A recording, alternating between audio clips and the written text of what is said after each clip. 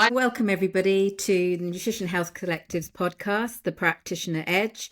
I'm Louise Ritchie. I'm the head of education. I'm joined today by our founder, Romina Melwani, and Dr. Jess Armine. Nice to be here. Thank Thank you you, for Louise. inviting me.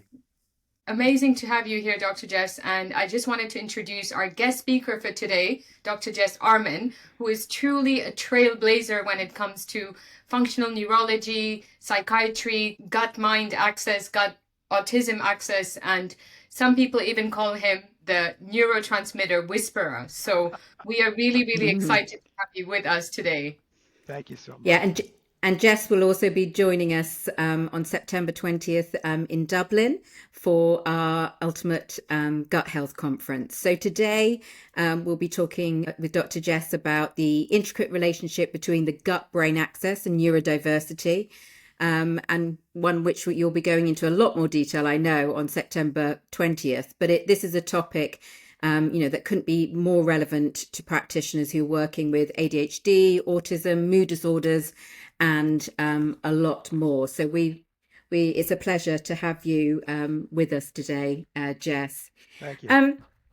I want to kick off with you talk about when we've had previous conversations around this, and when we've been shaping the day for September 20th, you talk around the neuroendoimmune supersystem. I'm just wondering whether you could break that down a little bit about what that actually means, what that means for practitioners. What it means for practitioners, let me explain it and then the value of it. Okay, there is a relationship between the neurological system, the endocrine system, and the immune system. There is a constant conversation between all those systems. And this is how it works very briefly. The neurological system puts out neurotransmitters as its biomarkers, the endocrine system, hormones as its biomarkers, and the immune system, obviously cytokines, chemokines, and so forth for its biomarkers. Obviously, those systems have receptors for their biomarkers. But what is not overly commonly known and is the basis of the gut-brain axis and all the other axes that we're all cognizant of is the fact that each of these systems have the receptors for each other's systems. So in fact, these three systems are in constant conversation. What's the value of this? Well, especially when you're hitting a wall. You're doing whatever it is you're doing, and you're doing it very well, and you're wondering about those patients who just aren't responding like they should. Okay, this gives you another area to look at that may be affecting the primary area that you're treating. So would you say that it isn't just about the nerves then, Dr. Jess? It's not just about looking at these neurotransmitters, but actually understanding its effect on the immune system, on the endocrine system, as you're saying? It is a relationship. When you look at neurotransmitters, you're looking at what is going on at the present time. But the next question that must be asked is how did it get that way? And what is contributing to it? And that is root cause analysis to be sure, but it's very dynamic. So we can look at neurotransmitters and you can take a picture of neurotransmitters and say, well, this is where it is right now. Is it on its way down? Is it on its way up? Is this an immune problem? Is this an exhaustion problem? But if we look at everything that can contribute to the neurotransmitter imbalance, therefore the mood issue, autism, ADD, OCD, and so forth and so on, then we start developing a treatment program that's actually going to be very successful. Okay. And also, I know that you've noted before in previous work that you've done that there's a certain different and specific microbiome patterns with, for example, ASD, ADHD, and related conditions. What do these microbial shifts mean functionally? What is the difference that you see? I'm glad that you mentioned the word functionally because that's exactly what it is.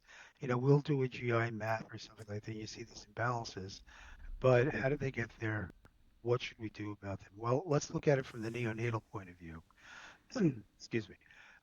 When the neonate has an inherent microbiome, but if the baby was born by C-section or it was given antibiotics immediately or vaccines, okay, it disrupts either the microbiome doesn't exist or it disrupts the Mm. microbiome that has been gathered through the vaginal canal, and you start having difficulty creating things like short-chain fatty acids, butyrate, propionate, and so forth. Okay, and this affects the ability of the brain to form the neurolemma, the covering of the nerves. Okay, and dysbiosis that happens from C-sections and formula feedings and antibiotics can lead to aberrant microglial priming. Mm-hmm. Microglial priming is important because once the microglia get into a heightened receptivity state, okay, if we don't have a proper microbiome, they don't go back to the normal, shall we say, just stationary, or like I like to think of it as a sentinel state, where they're looking at making sure they can always be in that heightened response. Well, when you start getting those kind of imbalances, okay, then you start getting imbalances in the dopamine and serotonin systems, and that's what causes mood disorders. Okay, and through this, as part of my lecture, because it's not just the gut-brain axis, this is the result of. Okay, so if you're dealing Mm. with a neonate, it kind of leads us to saying, what can we do with a neonate, or what can we look out for, make sure they get the proper microbiome? Why is breastfeeding better than, bottle feeding, and so forth and so on?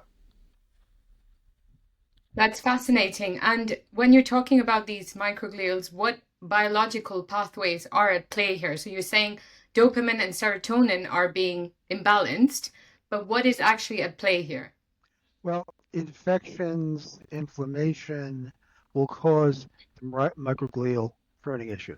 Okay, priming. I'm sorry, pruning. Sorry, I cracked myself up. The priming issues. Okay, now the that will cause dysfunction. Okay, lead to things like serotonin and dopamine imbalance. Now remember, those are signaling molecules. Okay, they signal certain activities. They signal certain results. So if the microglia are overreacting even to the slightest imbalances, which it shouldn't be doing, okay, you're going to start getting cascade effects where dysfunction happens down the road, which is going to make serotonin and dopamine imbalances even worse. And yes, I was just talking serotonin and dopamine. We're talking glutamate, phenylethylamine, and Mm. I can babble neurotransmitters for an hour and a half. But the fact is, it's going to favor excitatory response. Okay, and it's not going to be too long until the inhibitory balancing will be insufficient to compensate for the excitatory input. And then you start getting a kid with OCD, ADD, ADHD. And if you start bringing that dopamine way, way, way, way up, that's where you start getting autistic behavior. Mm-hmm. And are you suggesting then that, we it's often referred to as leaky gut. So is this leaky gut kind of like the response to what has happened as well? And that's like driving, or a driver of the inflammation, and therefore a driver of the neuroinflammation as well? That is exactly true. Okay, so I'm a great believer in leaky gut syndrome. I've also believed that almost anybody with a chronic condition, excuse me, has leaky gut syndrome because of the damage that has occurred. If you have a leaky gut, you have leaky cells, leaky mitochondria, leaky blood-brain barrier. Okay, so they all kind of factor in. Now, leaky gut, you have antigens that are, well, if you go a little further down in the life cycle, where people are not breaking down their foods very well, okay, you start creating your own antigens, okay, or the antigens that come from, you know, uh, GMO foods and Mm. highly processed foods and so forth. And they go through the barrier into the lamina propria, and the immune system starts working on it and starts developing memory cells. And it doesn't take but a few months to develop enough memory cells that there's an immediate immune reaction to whatever's going in, and that equals the inflammation.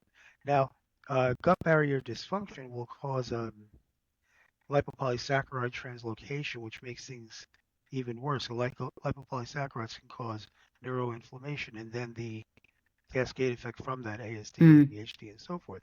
In infants, a compromised immune barrier will lean towards Th2 dominance, allergies, eczema, and so forth. Okay, and what's happening is a chronic innate immune activation associated with neuroimmune dysfunction, and that is all mediated by the microglia. I was going to say pruning again, So, priming so what issues. you're saying, Dr. Jess, is it is immune mediated. The Yes, leaky gut that happens is immune mediated, which I think is a key point here to take away from absolutely. what you're saying. Absolutely. Yeah. Hence, when you start looking at the gut-brain axis, remember that I've been around for a long time. I've been doing this for about 50 years. Okay, yeah, I've been a healthcare provider since I've been in my early 20s. Uh, Way back then, they didn't believe that there was a relationship between what goes on in the gut and what goes on in the brain. Okay, they didn't believe in leaky gut syndrome. When I say they, I'm talking about traditional medicine. And I have no Mm. disrespect for my medical colleagues. I've just seen the process of it. Okay. And before that, even gluten, what we consider gluten intolerance and issues that happen from that, unless it was, celiac disease, they said, well, it didn't occur in the gut. Okay. It took them many, many, many years before they're catching up to the Mm. concepts that we accepted as being significant way before they did. And that's fine because the science is catching up with it, the studies are catching up with it, and the whole concept of the gut-brain axis is showing what dysfunctions happen to the gut in the microbiome that, also helps produce serotonin. Remember that 90% of serotonin is created in the gut. Hence, you Mhm. can have gut problems just from a lack of serotonin. Okay, and Mm. sometimes I've had people with recalcitrant, gut issues, and when I start giving them 5-hydroxytryptophan, they start getting better because they're producing the neurotransmitter that's primary for the enteric nervous system. Yeah, and actually, what you've shared with us and talked about with us on the podcast, you're also describing the whole kind of functional medicine model as well. That we don't look at you know the problem. We look at the whole picture, and as you've described, it is a whole immune system. We're looking at all the systems, how they're impacted, how they're interrelated, and therefore what do we need to do to find the root cause and the driver to resolve not the issue but resolve the chronic disease. In your practice, you've talked about the fact that you've been practicing a long time. Are there certain tests that you do that you kind of fall back on as an appropriate test? And are there certain tests that you use depending on the age of the individual? You did mention the GI test as well, Dr. Jess, earlier, so I was curious about that point. My first test, and I say this with love and respect for everyone, is the ability to take a really good history. Okay, what Mm. we tend to go short on is having people fill out forms.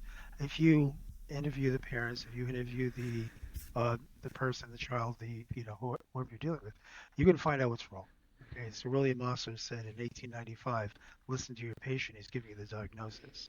Okay, testing is great. Okay, the tests I tend to use a lot of the organic acid test because it gives me insight about yeast, Clostridia, bacterial infections, the function the neurotransmitters are, I take them with a grain of salt because they're metabolites rather than direct measurements and can be affected by, a lack of cofactors and coenzymes. It gives you an idea of how Krebs is working, glycolysis, ATP function. You get a lot of information from the organic acid test. You can do a GI map, okay, if you are looking for pathogens, looking for especially parasites. Parasites are the Mhm. most underdiagnosed issues in the world because the standard tests for them are terrible. Okay, there's a lot of false negatives. Okay, especially if you happen to be looking just at the stool. Okay, because once you start getting blood-brain barrier disruption, that can be caused by viruses, parasites, and so forth. It's already in the bloodstream. I do a lot of live Mm. blood cell analysis and actually can see them even though the standard tests are negative. And sometimes, Mm. depending on the state of the immune system, you're not going to get the antibodies, okay? The histamine oxalate markers, which you're going to get from either the organic acid test or similar. And if you're looking at genetics, okay, there's certain polymorphisms in the methylation pathway Mm. COMT, catechol-methyltransferase, MAO, DRD2, which will express itself as autism. If you start looking at the genetic pathways, remember that they aren't what is, they are what might be. And then all these other things we're talking about is what allows that genetic predisposition to express. In other words, Mm. what might be becomes what is based on how much inflammation, oxidative stress, based on the microbiome imbalance and many other imbalances. So if we look at things from a big point of view, okay, and if we look, let's say we took a strategy or any other genetic test that is easier to interpret because strategy puts the polymorphisms into the pathways, and you see a certain Mm. tendency, you can see why the dopamine may go way high because it doesn't break down well. Okay, so if Mm. there's Hmm. factors that make it, Mm-hmm. that's not the end point. That is your indicator. Okay, you look at everything, you take a history and start saying, okay, the tests I'm looking at are what's happening now. How did it get that way?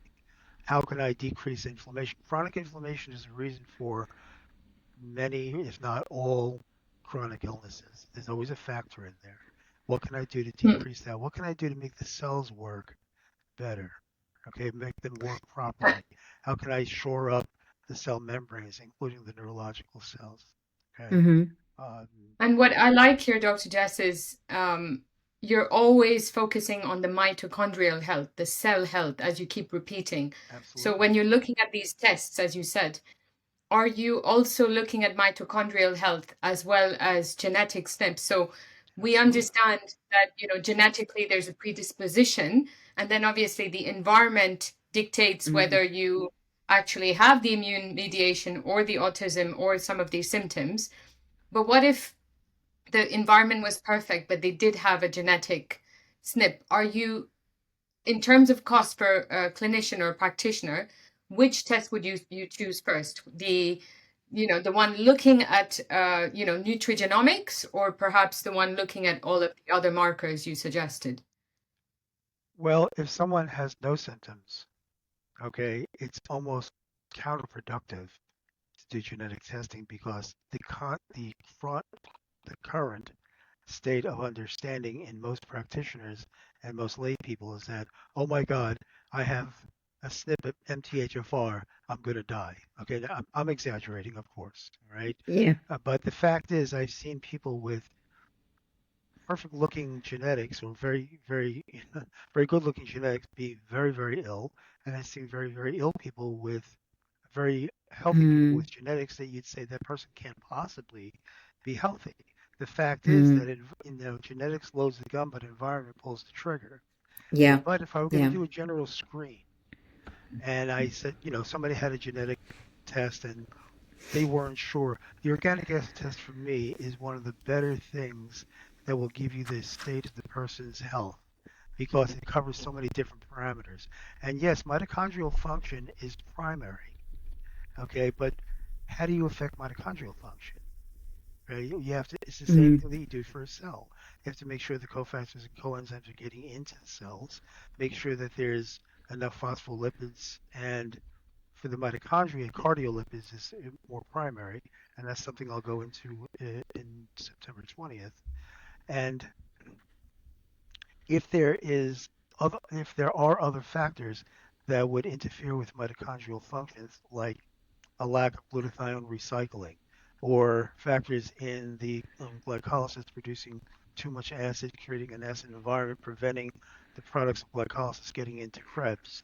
So instead of getting 38 ATPs per mole of glucose between glycolysis and Krebs, you're only getting 2 ATPs, which causes the body to start screaming for 19 times the amount of glucose. If you know those pathways and you see the possibilities, and you have the organic acid test or the NutriEval that you can look at the pathway and say, here's where the glitches are, you're going to know what to do.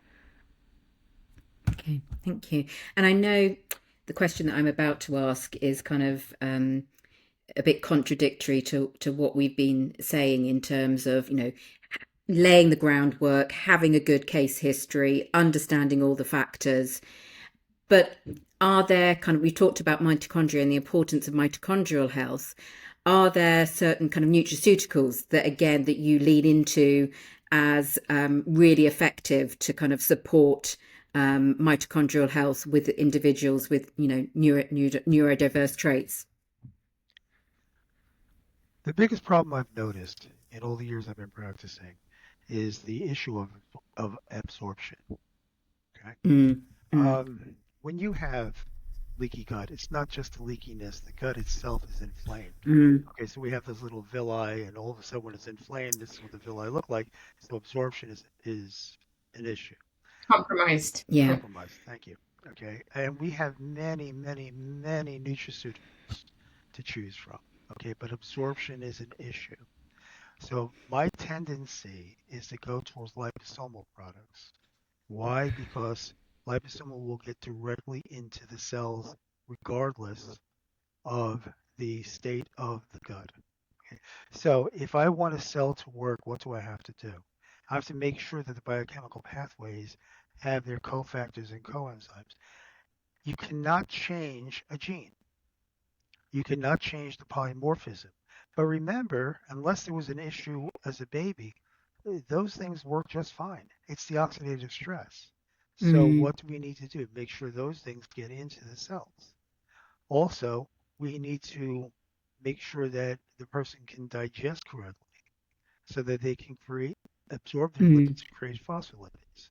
mm, And my tendency is to go to very highly absorbable things. And I created this euphemistic thing called the hierarchy of absorption: intravenous, liposomal, liquid, powder, capsules, and the worst possible thing you could use is tablets. Okay, people argue with me about that, but remember that in the pharmaceutical world, okay, they do bioavailability studies. So those Mm. tablets you're taking have already been studied to make sure that they get absorbed. That's not true in the nutraceutical world. They're not required to do that. So depending on how they're created, the tablets, what kind of binders, excipients, and so forth, the absorption is horrible. Or B12, if you're using cyanocobalamin as a B12, which many less expensive vitamins do, that that doesn't get absorbed through the gut. Do you ever wonder why you look at it, it says 1,667% of the daily value, or the MDR, the RDA, mm. which keeps changing names? Okay, it's because they're hoping that some of it gets in. All right, and your cells need these things to work. Yes, there are some really, really good nutraceuticals out there, and I know who they are. I don't like to mention, you know, particular Hmm. names, Yeah. but the guidance I give my patients and my fellow practitioners is liposomal as a matter of absorption. Okay, so I do lean on those nutraceuticals. I do use. And what are your views on? I see the use of liposomal very well, but what about methylated supplements?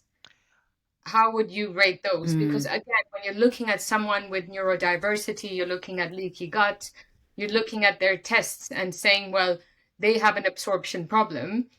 Are you also going to be looking at whether they have a SNP there, or are you hoping for the best and giving them the methylated form, or are you just directly going into the liposomal? It's a great question. Okay, let me answer it in two parts. I hate to do this to you. When you give somebody methylated vitamins, which is perfectly fine, let's say they have an MTHFR polymorphism, hmm. and your assessment is that they're not producing 5-methylfolate. Okay, so you think, well, let me give them 5-methylfolate. Okay, you're not fixing the pathway. You're giving them the end result of the pathway. Okay, now that's Hmm. great as a stopgap measure, but it doesn't fix the pathway. And that's how you fix polymorphism. You fix the pathway. You support the pathway. Because what does MTHFR do? It takes 5,10-methylene tetrahydrofolate, turns it into 5-methyl tetrahydrofolate or 5-methylfolate. Mm-hmm. It's the Hmm. same thing with MTR and MTR creating methylcobalamin. Okay, now my practice is solely complex multifactorial illnesses.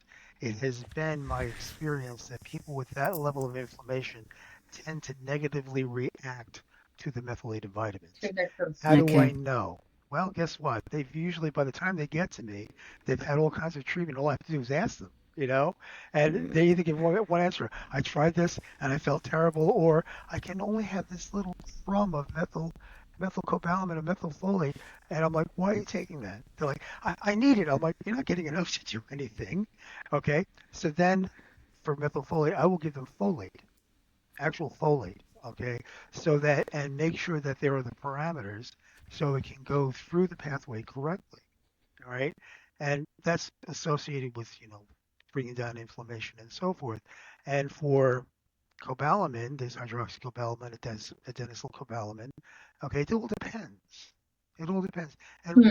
just as a real aside, the purpose of the methylation pathway, which is just not just MTHFR, is to create SAM, S-adenosylmethionine, which is the body's major methyl donor. Okay, people, and again, this is why a holistic, you know, educated point of view is really, really important, because if we concentrate on something, okay, if we jump down a rabbit hole, what happens? We get into what I like to call analysis paralysis. Okay, we Mm-hmm. concentrate on one thing and think that's going to fix it.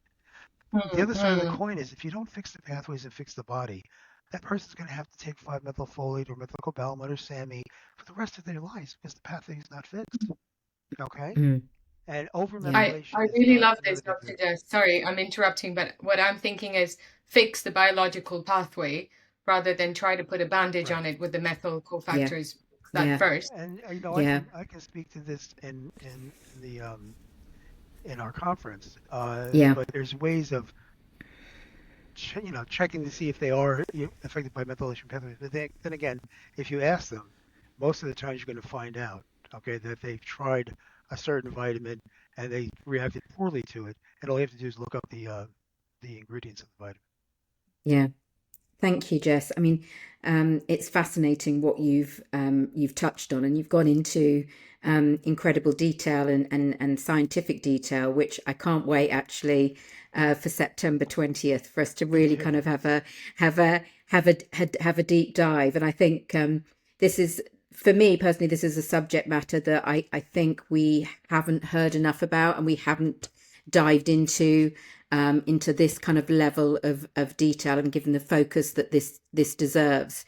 And I think it warrants a further conversation following September 20th. So there might be actually some further exciting news about how we can work with you and maybe develop a course with more details on this subject matter.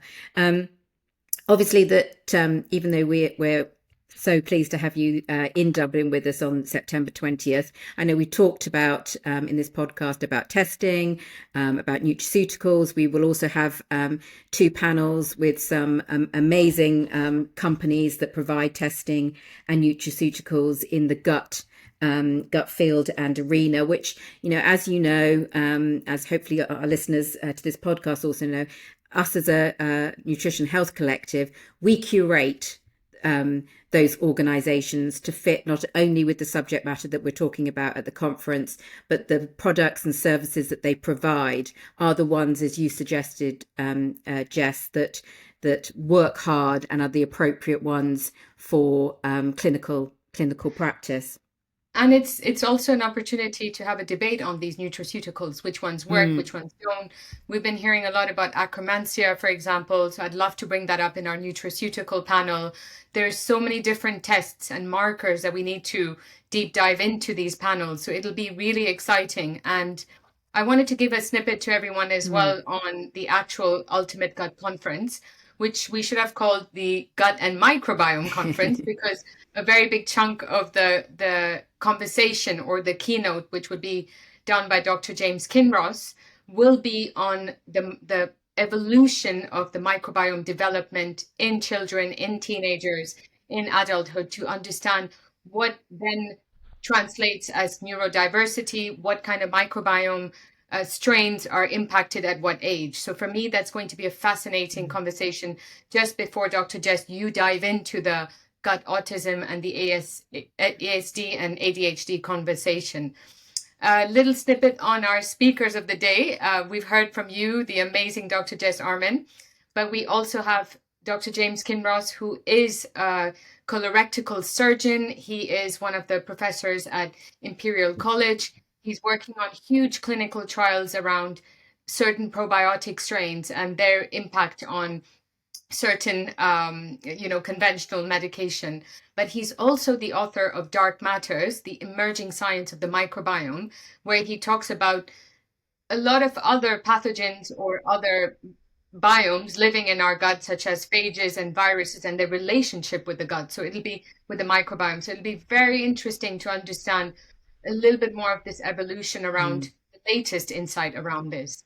We have some beautiful clinical implementation sessions that we'll be doing with two very well-known practitioners, both functional medicine practitioners, Joe Gamble from the UK and Dr. Christy Hughes from America, who'll be coming together as a duo to really bring these conversations alive and to make them very applicable for us as practitioners and clinicians, so that literally on Monday morning, post-conference, we're able to use some of these protocols, some of the insights, for example, Jess, that you've brought in, Joe and Christy would be able to kind of translate that into, okay, let's use this in practice. What does it look like?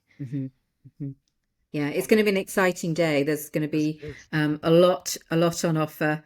So I hope that everybody can join us there. It's in person in Dublin, but as you're aware, we always virtually stream the event, and it's also available 3 months post-event. So we also have on-demand sessions.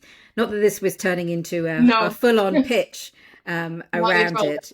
I did want to say one more thing, that we are in Dublin, and the conversation, one of our panel discussions, will be talking about the current situation in Ireland as well. There's 1.9 million people with IBS diagnosis. So it's a very interesting number, and we'll be bringing some of these current situations in the world in Ireland in some of our panels as well. Yeah. So thank you, Dr. Jess. We really appreciate your time today. And as I said, I'm really looking forward to your session on September 20th. So if we've piqued your interest in this subject, or this is a field that you specialize in, please do sign up and hear more from Dr. Jess. He's got an amazing amount of knowledge to share with you. So thank you for listening today, and just want to say, stay curious, stay connected even, and hope to join us at the Ultimate Gut Conference. Take care, everybody. Bye.